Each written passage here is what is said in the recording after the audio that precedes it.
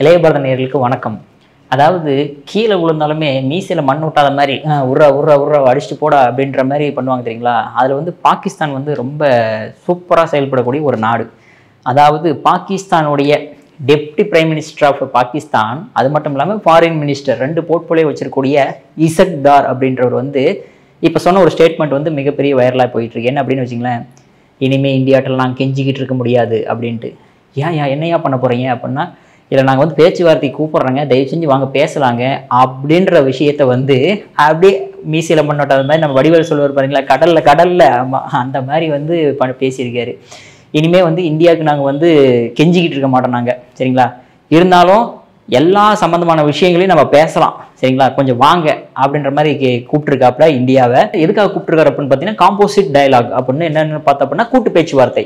அதாவது என்னென்ன மாதிரி பிரச்சனைகள் இந்தியாவுக்கும் பாகிஸ்தானுக்கு இருக்குது அது வந்து நம்ம பேசி தீர்த்துக்கலாம் அப்படின்ற மாதிரி கூப்பிட்டுருக்காரு. அதாவது 2003 இதே மாதிரி முஷரஃப் பிரைம் மினிஸ்டராக இருக்கும்போது இதை வந்து கூப்பிட்டாங்க, நம்மளும் பேச்சுவார்த்தைகள் நடத்தணும். அது 2008 மும்பை அட்டாக்ல 166 பேர் இறந்த பிற்காடு அதை வந்து இதுக்கு மேலாம் உடனே பேச்சுவார்த்தை கிடையாதுரா அப்படின்ற மாதிரி நிறுத்திட்டோம். இப்போ மறுபடியுமே வந்து பேச்சுவார்த்தை கூப்பிட்டுருக்காங்க. ஆனால் இந்தியா வந்து ஒரு விஷயம் தெளிவாக இருக்குது, இந்த மாதிரி கூட்டு பேச்சுவார்த்தை நீ நடத்தணும், நாங்கள் வரணும் அப்படின்னா பாகிஸ்தான் ஆக்குபைடு காஷ்மீர் POKவை எங்கள்கிட்ட கொடுத்துட்டு இந்த டெரரிஸ்ட் விஷயங்கள்லாம் வந்து நீ வந்து ஃபண்ட் பண்ணுறது தெரியுமா, அதெல்லாம் நிறுத்து, அதுக்கப்புறம் வேணால் நாங்கள் பேசுறதுக்கு வரோம் அப்படின்ற மாதிரி இந்தியாவோட ஸ்டாண்டு எப்பவுமே நினச்சி நின்றுக்கிட்டு தான் இருக்குது. இருந்தாலுமே வந்து எங்கள் தயவு செஞ்சு வாங்க, பகல்காம் அட்டாக் நடந்து நீங்கள் ஆப்ரேஷன் சிந்தூர் நடத்தி, அதாவது பகல்காம் அட்டாக் வந்து April 22 நடக்குது, May 7 வந்து ஆப்ரேஷன் சிந்தூர் கண்டக்ட் பண்ணப்படுது, May 10 வந்து அதாவது director general of military operation அந்த பாகிஸ்தானோட DGMO வந்து ஃபோன் பண்ணி கெஞ்சி நம்ம May 10 வந்து ஆப்ரேஷன் நிறுத்திட்டோம், ஆப்ரேஷன் சிந்தூர் நிறுத்திட்டோம். அதுக்குள்ளேயே பாகிஸ்தான் கிட்டத்தட்ட பாதி ஐயோ என்னாச்சு ஏதாச்சுன்ற அளவுக்கு ஆயிட்டாங்க அந்த கண்ட்ரியில. ஸோ அதுக்கப்புறமேட்டி DGMO கேட்டதுன்னு பிறகு நம்ம நிறுத்திட்டோம். இப்போ அதெல்லாம் முடிவடைஞ்சு பொறுமையாக காத்திருந்து வந்த பிற்காடு இப்போ திடீர்னு பேச்சுவார்த்தைக்காக அப்படியே மிரட்டுற மாதிரி மிரட்டிட்டு கெஞ்சுற மாதிரி கெஞ்சி கூப்பிட்டுருக்காங்க இந்தியாவை. அது மட்டும் இல்லை, இன்னொரு விஷயம் என்ன சொல்றாரு அப்படின்னா, இந்தியா இனிமேல் எங்களை தாக்குச்சுன்னா பதிலடி வேற லெவலில் இருக்கும் அப்படின்ட்டு. கொடுத்த ஒரு அடிக்கே எங்கிட்ட இன்னும் என்னென்ன பதில் தெரியாமல் சுற்றி நிற்கிறாங்க பாகிஸ்தானு. இதில் வேற வந்து இந்தியா அடிச்சதுன்னா நாங்கள் பதிலடி வேற லெவலில் கொடுப்போம். அம்மா இதெல்லாம் என்ன கதையா இருக்குன்னு தெரியல. ஆனால் பார்த்தீங்க அப்படின்னா நாம பதிலடி கொடுக்கறதுக்கு பதிலாக ஏற்கனவே மழை வந்து செம பதிலடி கொடுத்துருக்குது பாகிஸ்தானுக்கு, சரிங்களா. ஜூன் மாசத்துல இருந்தே மழை செம்மையா பிச்சு பேஞ்சிக்கிட்டு இருக்குது. அங்கே 800 பேருக்கு மேலே இறந்துட்டாங்க, 7000-8000 வீடுகள்லாம் அடிச்சு தும்சம் பண்ணி போயிருச்சு. இந்த இடத்துல இந்தியாவை ரொம்ப பாராட்டலாம். நம்ம இந்த இந்தியாவுக்கு மனிதாபமானம் இல்லை, அப்படி இல்லை இப்படி இல்லைன்னு ட்விட்டர்லாம் சுட்டிட்டு இருப்பாங்களா, அவங்களுக்குலாம் ஒரு குட் எக்ஸாம்பிள்னு சொல்லலாம். அதாவது நம்ம இண்டஸ் வாட்டர் ட்ரீட்டி இருக்குங்களா, அது வந்து நம்ம வந்து இதுமாதிரி கிடையாதுன்ட்டோம், நாங்கள் எப்போனாலும் தண்ணி திறந்துடுவோம், எப்போனாலும் மூடி வச்சிருவோம் அப்படின்ற மாதிரி நம்ம வந்துட்டோம். இப்போ அங்கே வந்து ரொம்ப மழை பெஞ்சு ரொம்ப கஷ்டமான நிலைமையில் இருக்கும்போது இங்கேயும் நிறைய மழை பெஞ்சு தண்ணி ரெடியாக இருக்குது.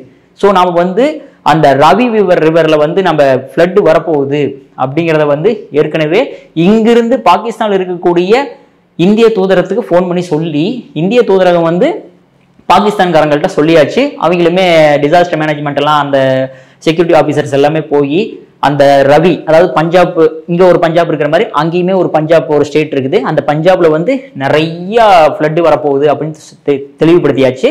உடனே அங்கே இருக்கக்கூடிய 1 லட்சம் பேர்த்துடைய இடங்களை வந்து வேற பாதுகாப்பான இடத்துக்கு வந்து ஷிஃப்ட் பண்ணிட்டாங்க. இப்போ ஒருவேளை இந்தியா மட்டும் அதை செய்யாமல் இருந்திருந்தா இன்னும் எத்தனை உயிர் போயிருக்குன்றது வந்து கணக்கில் இல்லாத அளவுக்கு ஆயிருந்திருக்கும். ஸோ இதை வந்து இந்தியா வந்து பாராட்டக்கூடிய ஒரு விஷயமா பார்க்கப்படுது. இந்த மழை வந்து ரொம்ப ஒஸ்டான சுச்சுவேஷனாக பாகிஸ்தான் இருக்குது அப்படிங்கிறதுக்கு ஒரு ஃபோட்டோ ரொம்ப வைரல் ஆகிட்டு இருக்கு. ஒரு சின்ன வீடியோன்னு கூட சொல்லலாம் நம்ம. அதாவது அட்டாரி வாகா பார்டர் அப்படின்னு ஒரு பார்டர் இருக்கும். அந்த பார்டர்ல தான் பார்த்துட்டு அடிக்கடி நம்ம கேட்டை ஓப்பன் பண்ணுறது, கேட்டை க்ளோஸ் பண்ணுறது, 2 சைடு மிலிட்ரி ஆஃபீஸர்ஸுமே வந்து பரேட்லாம் பண்ணுவாங்க. ஸோ அந்த இடத்துல இந்தியா சைடு பார்த்தீங்க அப்படின்னா பலன்னு அற்புதமாக இருக்குது. அப்படியே பாகிஸ்தான் சைடு அந்த பார்டர் சைடு அந்த சைடு பார்த்தீங்க அப்படின்னா அப்படியே குப்பையெல்லாம் மிதந்து அப்படியே வஸ்டான சுச்சுவேஷன்ல அவங்கனால பரேடே பண்ண முடியாத சுச்சுவேஷன்ல ஆகிக்கிட்டு இருக்கு அங்கே பாகிஸ்தான்ல. ஸோ இந்த அளவுக்கு வஸ்டான சுச்சுவேஷன் அங்கே வச்சுக்கிட்டு இப்போ வந்து உங்கள்கிட்ட நாங்கள் கெஞ்சிக்கிட்டு இருக்க மாட்டோம், சரிங்களா. ஏன்னா இதுக்கு மேலே உங்களுக்கு காலில் விட முடியாதுங்க, கெஞ்சியாச்சு, இதுக்கு மேலே எங்களால் கெஞ்ச முடியாது அப்படின்ற விஷயத்த வந்து சிம்பாலிக்காக வந்து மீசையில் மண்ணோட்டாத மாதிரி நம்ம இசக் தார் அவர்கள் சொல்லியிருக்கிறாரு. ஸோ இப்படி ஒரு சுச்சுவேஷன் நடந்துட்டு இருக்கும்போது இன்னொரு பக்கம் என்ன அப்படின்னா, அங்கே இருக்கக்கூடிய ஃபைனான்ஸ் மினிஸ்டர் அவுரங்கசீப் அப்படின்றவர், ஆமாம், அவர் வந்து என்ன சொல்லியிருக்காரு அப்படின்னு பார்த்தீங்கன்னா, பாகிஸ்தான் இன்னும் கொஞ்ச நாளில் இப்படியே போய்கிட்டு இருந்ததுன்னா மறுபடியுமே FATFல கிரே லிஸ்ட்ல போய் விழுந்துரும் அப்படின்ட்டாரு. ஏன்னா அங்க வந்து டிஜிட்டல் டிரான்சாக்ஷன், நம்ம இங்க டிஜிட்டல் டிரான்சாக்ஷன்லாம் நிறைய பண்றோம்ல பண பரிவர்த்தனை ஆன்லைன்ல, அங்க வந்து டிஜிட்டல் டிரான்சாக்ஷன் அப்படிங்கிறது வந்து ஒரு கவர்மெண்ட் கீழே செயல்படக்கூடிய ஒரு விஷயமே கிடையாது. அவங்க இஷ்டத்துக்கு என்னனாலும் பண்ணிக்குவாங்க. சரிங்களா? ஸோ அந்த பிரச்சனைனால, இல்லீகல் டிஜிட்டல் டிரான்சாக்ஷன்னால மறுபடியுமே கிரே லிஸ்ட்ல போய் விழுந்துரும் அப்படின்ற மாதிரி ஒரு அச்சுறுத்தலை கொடுத்திருக்கிறார். இந்த FATF கிரே லிஸ்ட் அப்படி என்னன்னு அப்படின்னு பார்த்தீங்கன்னா ஃபைனான்சியல் ஆக்ஷன் டாஸ்க் ஃபோர்ஸ் அப்படிம்பாங்க FATF. இது வந்து ஒரு இன்டர்நேஷனல் இருக்கக்கூடிய ஒரு குரூப். அவங்க குரூப் என்ன பண்ணுவாங்க அப்படின்னா, இந்த கண்ட்ரி வந்து கிரே லிஸ்டா பிளாக் லிஸ்ட்ல இருக்குதா, இந்த கண்ட்ரி கிரே லிஸ்ட்ல இருக்குதா பிளாக் லிஸ்ட்ல இருக்குதா அப்படின்ற மாதிரி இந்த கண்ட்ரி எடுத்து போட்டுருவாங்க. இதுல இந்த பிளாக் லிஸ்ட்ல போய் இந்த கண்ட்ரி எடுத்து போட்டுருவாங்க. இந்த நார்த் கொரியா ஈரான்லாம் இருக்கு பாத்தீங்கன்னா, அதெல்லாம் கொண்டு போய் பிளாக் லிஸ்ட்ல போட்டாங்க. ஏன்னா அவங்களுக்குலாம் பிடிக்காத கண்ட்ரி நினைக்கிறேன், அதெல்லாம் எடுத்து போட்டாங்க.